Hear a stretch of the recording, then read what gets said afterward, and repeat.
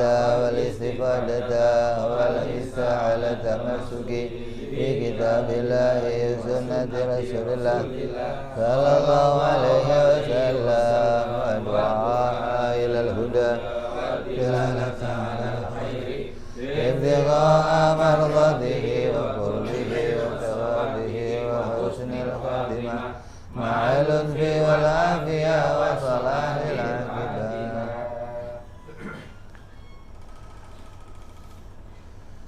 Bismillahirrahmanirrahim. Alhamdulillahirabbil alamin. Wassalatu wassalamu ala asyrafil anbiya'i wal mursalin sayyidina wa habibina wa syafi'ina wa maulana Muhammadin wa ala alihi wa sahbihi ajma'in. Amma ba'du. Qala musanniful kitab rahimahullah nafa'ana bihi wa bi'ulumihi fid dharain. Allahumma iftah qulubana futuhal arifin wa bihidmatika wansur alaina birahmatika ya arhamar rahimin. Ila anqal, masih melanjutkan syarat sholat Jumat. Asadisuha yang keenam, ayata qaddamaha khutbatani. Syarat Jumat yang keenam harus didahului Jumat itu dengan 2 khutbah. Ini didahului ini dengan aturan mengikuti Nabi Muhammad Sallallahu Alaihi Wasallam. Nah, lihat Nabi nih, Nabi dulu waktu Jumatan ya mendahului Jumatannya pakai 2 khutbah. 2 khutbah itu bukan 2 orang khutbah, maksudnya khutbahnya dijeda dengan duduk terus berdiri melanjutkan lagi khutbahnya. Bi khilafil id, beda dengan sholat id. Fa inna khutbataihi muakhiratani. Kalau id khutbahnya di belakang, fitri, adha, atau sholat apa? Gerhana, istisqa, itu khutbahnya di belakang. Dari mana asalnya? Littiba, juga mengikuti Nabi Sallallahu Alaihi Wasallam.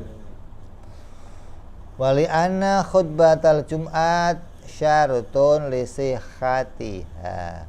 Kenapa demikian? Karena sholat Jumat itu adalah syarat keabsahannya sholat Jumat. Syarat sahnya pakai. Jadi kalau dibelakangin, nah ya nggak memenuhi syarat dong, gitu loh. Kalau sholat yang lain nggak disyaratkan, gitu loh. Artinya sahnya sholat itu nggak disyaratkan dengan adanya 2 khutbah. Jadi dibelakangin juga boleh, gitu loh. Tapi kalau Jumatan, sahnya Jumatan itu disyaratkan adanya khutbah. Jadi kalau di belakangnya gimana? Ya sama aja nggak sholat Jumat kalau begitu. Maka khutbah itu diletakkan dahulu karena sebagai syarat sahnya sholat Jumat. Wa syartu muqaddamun al masyru', dan syarat itu ya didahulukan dari yang disyaratkan, gitu loh. Masa syaratnya kok belakangan lagi mana? Syaratnya wudunya belakangan lo gimana? Ya wudu dulu baru sholat. Kenapa? Karena wudu adalah syarat. Wa yusanu fil khutbataini kaunuhuma alal mimbari fa in lam yakun fa'ala murtafi'. Disunahkan nih. Jadi kalau enggak apa, artinya ada yang ngomong makruh, gitu loh. 2 khutbah itu berada di atas mimbar. Berarti ada ada tempat yang tinggi naik ke atas, gitu loh. Atau kalau nggak ada mimbar, ya apa saja yang membuat dia bisa dilihat oleh seluruh jamaah di tempat yang lebih tinggi. Kalau enggak gimana? Ya enggak apa-apa, namanya hukumnya sunnah. Jadi disunahkan karena Nabi SAW juga pernah khutbah enggak di mimbar, tapi di samping pohon kurma gitu loh. Terus baru setelah kemajuan bikin mimbar. Ayusanu lil khatib ayusallima ala man indal mimbari au murtafi'. Dan disunahkan bagi khatib agar ia mengucapkan salam kepada orang yang di dekat mimbar atau di dekat tempat yang tinggi tadi. Artinya setelah dia naik disunahkan dia mengucapkan salam. Salam itu bukan rukun, itu hukumnya sunnah.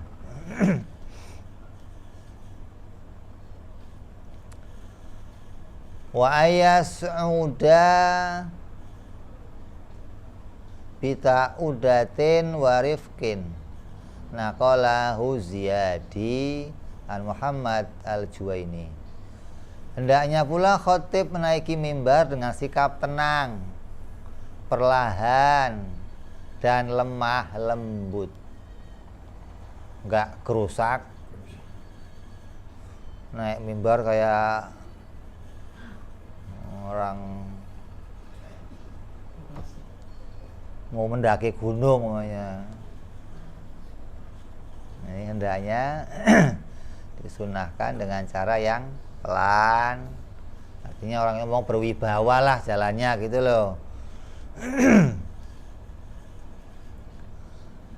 Ya berwibawa juga tapi nggak boleh bunyi tok tok tok, nggak boleh. Ntar lo kayak pakai sepatu apa tok tok, nggak boleh. Tetap ya nggak ada suaranya, naik juga. Wa ayyaqbala alaihi idza sa'adal mimbar au nahwu. Dan hendaknya khatib menghadap ke jamaah apabila ia telah naik ke atas mimbar atau semacamnya. Nanti setelah dia naik, ya balik menghadap ke jamaah. Jangan ada khatibnya ada ke sono, nggak boleh. Artinya ini disunahkan demikian.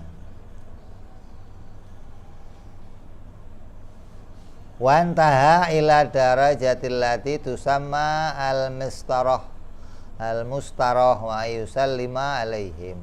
Dan dia berhenti di tangga yang diberi nama dengan mustarah. Mustarah itu tempat istirahat.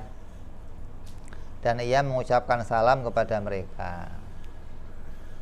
Nanti setelah naik, dia balik ngadep ke jamaah, terus ngucapin salam, baru duduk istirahat. Kalau di Mekah tangganya capek jalannya, tinggi ke atas gitu loh. Kalau di sini yang penting pokoknya naik dah, ada undak-undakannya lah gitu.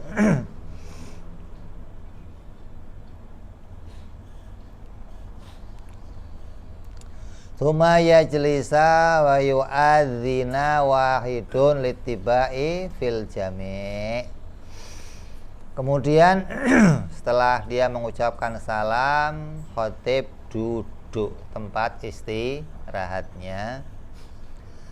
Lalu salah seorang dari jamaah melakukan adzan karena mencontoh Nabi SAW di semua ketentuan tersebut.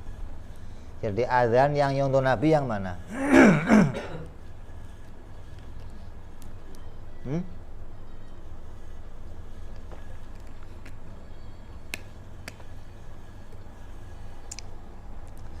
Yang kedua apa yang pertama?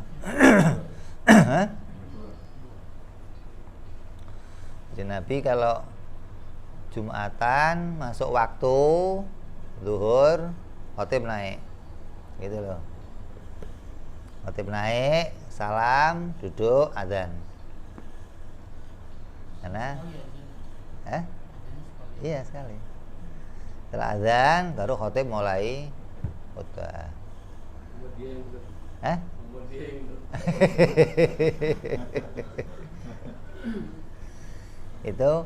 Itu yang dilakukan Nabi begitu tuh.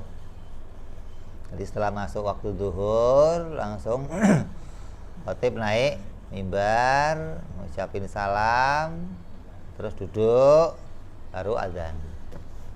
Setelah azan baru khutbah dimulai.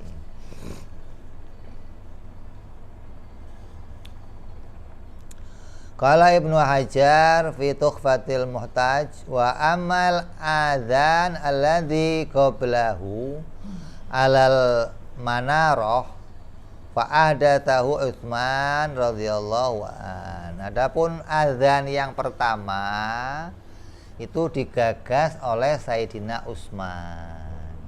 Azannya di atas menara kayak azan sholat yang lain gitu loh. Adzan sholat yang lain di menara dulu kan.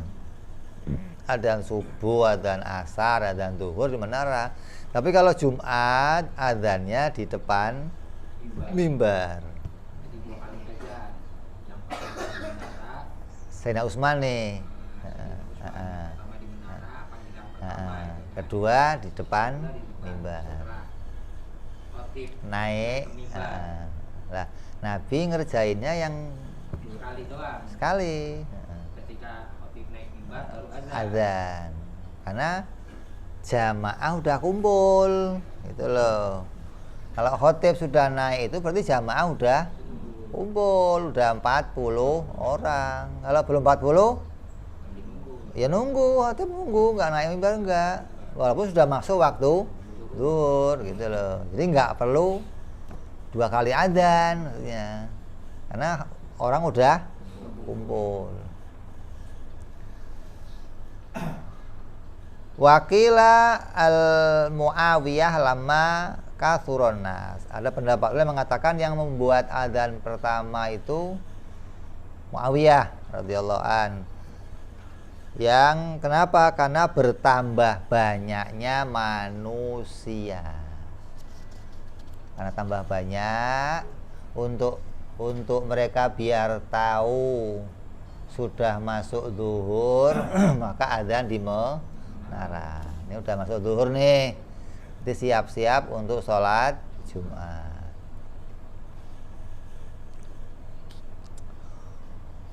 Wa min thamma kana iqtisaru alal ittiba'i afdol. Dan karena itu maka peringkasan adzan 1 kali berdasarkan atas mengikut Nabi lebih utama. Kalau mau diomong utama mana nih yang apa? Yang adzan 2 kali sama yang adzan sekali.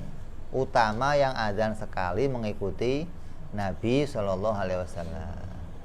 Tapi karena kebutuhan maka ulama memilih mengikuti Sayyidina Utsman karena sudah saking banyaknya manusia gitu loh. Illa lihajatin, kecuali karena adanya hajat, ka'an tawaqqafa huduruhum alama bil manarah, seperti bergantungnya kehadiran mereka jamaah Jumat pada azan yang dilakukan di menara. Kalau belum azan di menara, belum azan pertama, orang belum datang gitu loh. Kalau dulu kan enggak, orang itu belum azan juga udah pada datang. Nah sekarang kalau belum mau qomat belum datang. Boro-boro azan. Kalau dulu enggak, orang kan dari jauh-jauh sebelum waktunya udah berangkat, gitu, udah siap-siap di masjid. Jadi begitu masuk waktu itu sudah kumpul jamaah, nggak perlu dipanggil pakai azan lagi, gitu loh. Tapi setelah tambah banyaknya orang, tambah sibuknya orang, maka ada hajat untuk memanggil mereka agar berkumpul dengan azan yang pertama. Tanbih, ada peringatan nih. Kalamuhum hadza wa ghairuhum sarihun fi an ittikhadha muraqi lil khatib yaqra'ul ayat wal khabarul masyhuraini bid'atun. Ada ulama dan yang lainnya mengatakan bahwa ini adalah hal yang jelas mengenai bahwa yang menjadikan orang yang menaikkan seseorang ke atas mimbar. Kan ada tuh kalau khotib mau naik ada yang megang tongkat terus dikasihin ke khotib. Lah orang yang megang tongkat itu bacain ayat nih, innallaha wa malaikatahu yusholluna 'alan nabi, atau baca ayat yang lain-lainnya tuh, maka itu hukumnya bid'ah. Ini kata sebagian ulama. Ulamanya siapa? Nggak tahu dah. Bahwa kadzalik li'anna hadatsa ba'da sadril awal. Ya, hal tersebut adanya karena sungguhnya hal tersebut menaikkan mimbar adalah hal baru yang dilakukan oleh generasinya para sahabat. Generasi setelahnya nih, gitu loh, generasi tabi'in atau generasi sahabat, tapi nggak dikerjain di zaman Nabi. Masa Nabi yang mau naik mimbar itu nggak di zaman Nabi, nggak ada gitu loh. Tapi setelahnya itu mulai dibikin aturan itu. Kalau ada khotib mau naik, ada orang jangan ribut, jangan rame, dengerin khotib, bacain ayat, bacain hadis. Kalau kalau khotib fil mimbar maka dengarkan, jangan ngomong. Kalau ngomong bisa hilang pahalanya. Ini ayat atau hadis dibacakan di situ. Itu adanya setelah generasi pertama. Kila waya hasanatun, maka dikatakan satu pendapat dan hal itu adalah bid'ah hasanah. Itu ya, kalau nggak hasanah nggak dikerjain sama ulama. Kenapa? Lihatil ayat alama yundabu likulli ahadin min iktsari salat wassalam ala Rasulillah sallallahu alaihi wasallam. Karena anjuran ayat Al-Qur'an atas sesuatu yang disunnahkan bagi setiap orang, yaitu memperbanyak sholawat dan salam kepada Rasulullah. La siyama fi hadzal yaum, apalagi di hari Jumat gitu loh. Jadi kalau yang mau menaikkan itu baca sholawat, ya bagus, namanya memperbanyak bacaan sholawat pada hari Jumat. Walihasil khabar ala ta'akudi nadbil insad al-mufawwid tarkuhu li fadlil jamaah. Dan karena anjuran hadis atas sangat dikuatkannya kesunahan diam menyimak khutbah, yang meninggalkan atau dia berbicara saat khotib itu sedang berkhutbah dapat menghilangkan keutamaan sholat Jumat. Bal wal muqi'i fil ismi inda katsirin minal ulama. Bahkan satu hal yang menjerumuskan dalam dosa menurut mayoritasnya ulama. Jadi mengingatkan gitu loh, penting. Kenapa? Karena bahayanya orang yang ngobrol dongeng ketika khotib sedang berkhutbah, kecuali anak-anak. Lah mau ngingetin bagaimana ente? Masa khotib lagi mimbar, diam. Yang ngibetin khotib akhirnya. Mau diingetin sebelum khotib naik, udah diingetin, ya nggak ada yang gubris. Mau namanya anak-anak gimana? mau nggak boleh masuk, kita apa? Kita ngedidik anak biar Jumatan, nggak didik. Jadi udah tahu, siapin tempat aja buat mereka, dikhususin sono pojok. Yang penting jangan di mukanya khotib. Kalau di muka khotib tetap keder nanti. Kayak Suryadi yang cerita itu, kalau Nabi, anak-anak jangan ribut. Ini kola Nabi apa kan? Ada kola Nabi, anak-anak jangan ribut. Lagi mau bacain hadis, anak-anak ribut, tadi keluarnya begitu nanti. Wa yusanu lil khatib ayazghula yasarahu binahwi saif wal yumnahu bi harfil minbari litiba'i salafi wal khalaf. Disunahkan untuk khatib itu menyibukkan tangan kirinya dengan memegang sesuatu, entah tongkat, entah itu teken, entah itu pedang. Nah, pegang tuh. Itu disunahkan. Tangan kanannya memegang mimbar. Mimbar itu berarti ada tiangnya tuh. Jadi disunahkan nanti megang tiangnya mimbar. Yang kirinya megang. Jadi tangannya nggak begini-gini maksudnya, megang itu loh. Takut lupa maksudnya kalau nggak megang begitu, akhirnya jangan mau orasi ya repot.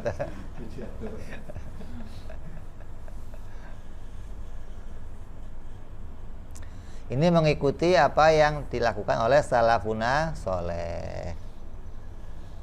Fa in lam yajid syai'an min dzalika ja'alal yumna ala yusra au arsalahuma. Kalau enggak ada yang dipegang, maka meletakkan tangan kanannya di atas tangan kirinya. Sedakep udah. Qala Allah Ta'ala, udah anteng begitu. Kalau enggak ada yang dipegang gitu loh, sunahnya begitu. Kalau enggak, ya lurus mendingan udah. Pegang pahanya begitu. Disunahkan biar dia bisa konsentrasi ketika menyampaikan. Nah.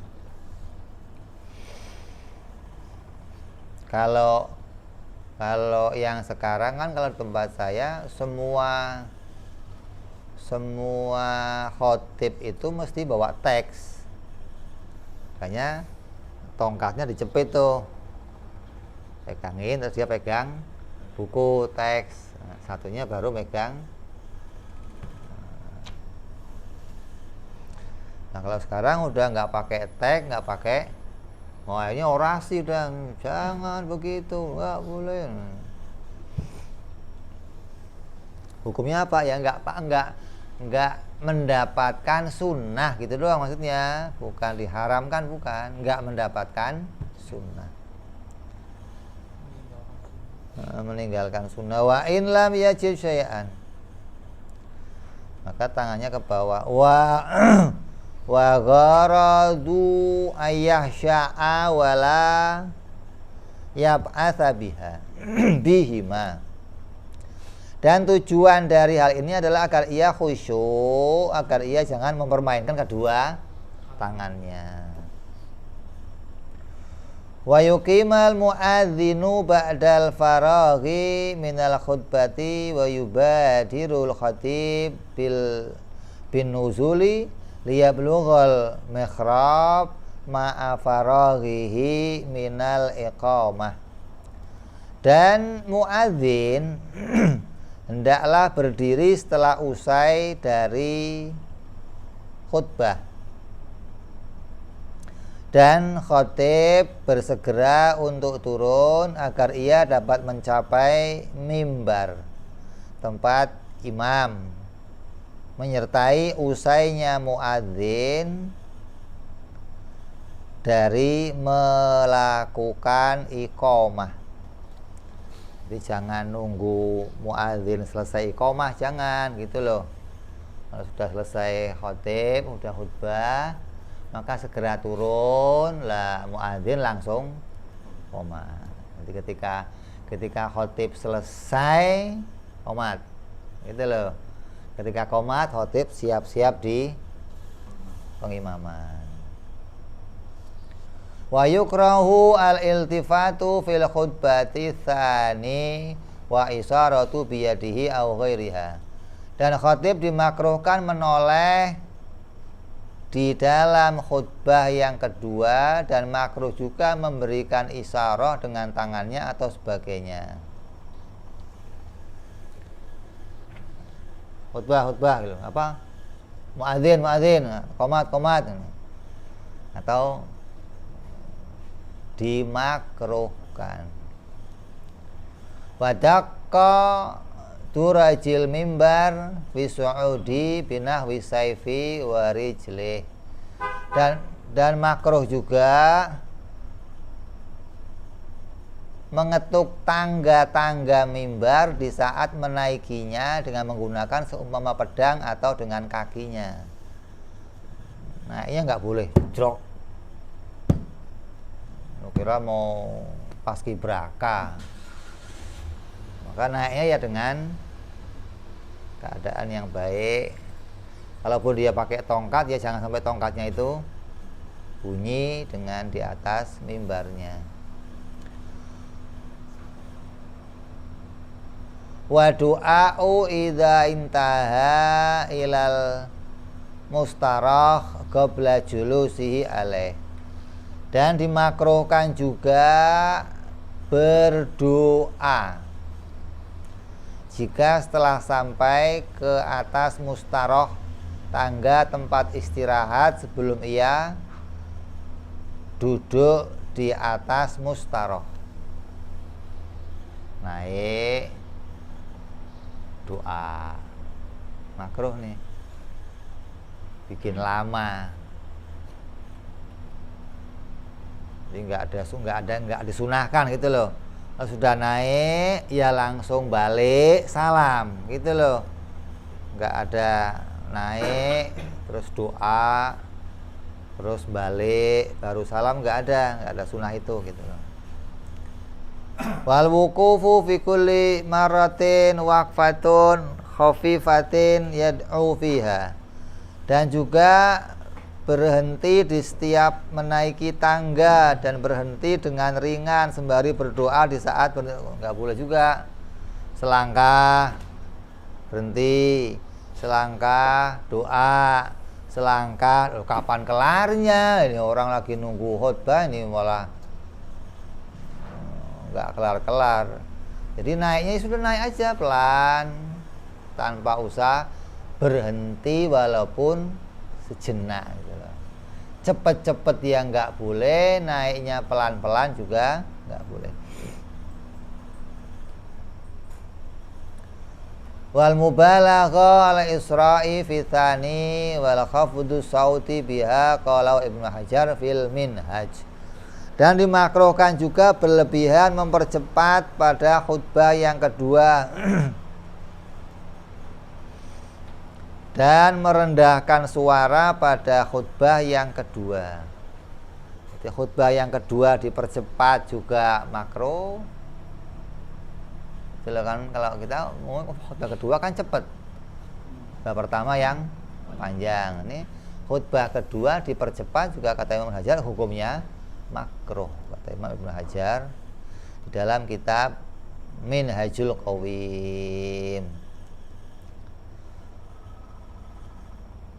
Khatimah afta Sayyid Muhammad Saleh bi anna yukrahu ayakhtuba fil jum'ati ghairil imam. Maka dimakruhkan juga hukumnya khatib selain imam. Jadi sunnahnya itu ya dia jadi khatib, dia juga jadi imam. Sunnahnya begitu gitu loh. Jangan terus khatib lain, imam lain. Kata Habib Soleh, hukumnya makruh walaupun banyak yang ngelakuin. Artinya imam rawatibnya tetap jadi imam di dalam sholat Jumat, tapi dia nggak jadi khotib gitu loh. Jadi ketika khotib selesai ya khotib kembali ke jadi makmum, imamnya yang lain. Ini hukumnya makruh, bukan haram, bukan, tapi makruh. Makruh itu maknanya kehilangan kebaikan di dalam sholat Jumatnya gitu loh. Nanti makruh kalau dikerjain hilang kebaikan di dalam sholat Jumatnya. Terus faslun fi arkanil khutbatain, fasal di dalam khutbah, dua khutbah. Kita terusnya yang datang insya Allah. Wallahu a'lam bishawab. Ila hadratin Nabi. Al-Fatihah. A'udzu billahi minasyaitonir rajim. Bismillahirrahmanirrahim. Alhamdulillahirabbil alamin arrahmanir rahim maliki yaumiddin. Iyyaka na'budu wa iyyaka nasta'in. Ihdinas siratal mustaqim. Siratal ladzina an'amta 'alaihim ghairil maghdubi 'alaihim waladdallin. Amin. Ya Rabbana tarafna بأننا اقتربنا وأننا أسرفنا على لظى أشرفنا فتوب علينا توبة توصيل كل واستر لنا عوراتي وآمن رواتي واغفر لوالدينا ربي ومولودينا والآل والإخوان وسائر الهلان وكل ذي محبة أو جيرة أو صحبة والمسلمين أجمع آمين ربي اسمع فضلا وجودا منا لا باكتساب منا بالمصطفى رسولي بكل سولي صلى وسلم ربي عليه أدى الحب وآله وصحبه عدد ضعف صحبي والحمد لله في البدء والتناهي سبحان ربك رب العزة عما يصفون سلام على المرسلين والحمد لله رب العالمين.